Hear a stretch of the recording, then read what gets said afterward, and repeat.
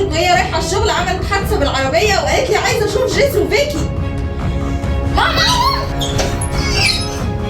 يلا يلا بسرعه يلا.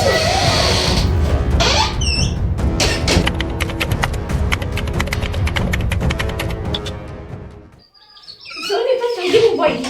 يلا طيب بسرعه بسرعه. كل ده يا طنط؟ دي الدنيا ليلت علينا. يا حبيبتي اصل المكان بعيد قوي.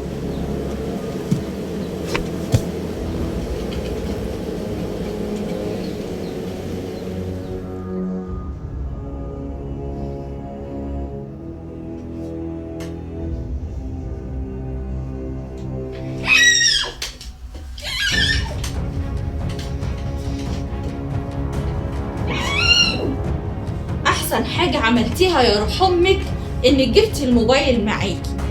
على الاقل الواحد بدل ما يشتري خط عشان يكلم اسم النبي حارسها وصاينها امك، زمانها هتروح اهو من الشغل وهتلاقيكوا مش في البيت، هتقوم رن عليكي في الموبايل. اهي امك بترن. الو.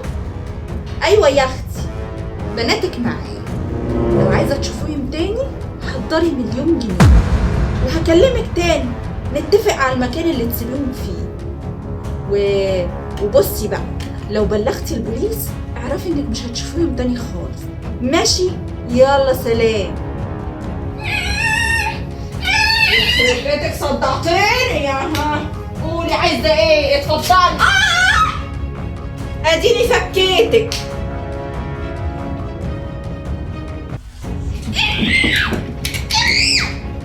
حرام عليك، احنا عايزين ماما. انت بتعملي فينا كده ليه؟ لا انا مش عايزه اوجع دماغي انت وهي، هتصدعوني ليه؟ امشي يلا انا ماشيه. جابكم القرف. ما تخافيش يا بيكي، اكيد ماما هتجمع الفلوس وتديها لها. ما تخافيش. استني انا افتكرت حاجه. ايه البرنامج ده؟ انا ما نزلتهوش. دي كانت ماما هي اللي معاها الموبايل اخر مره.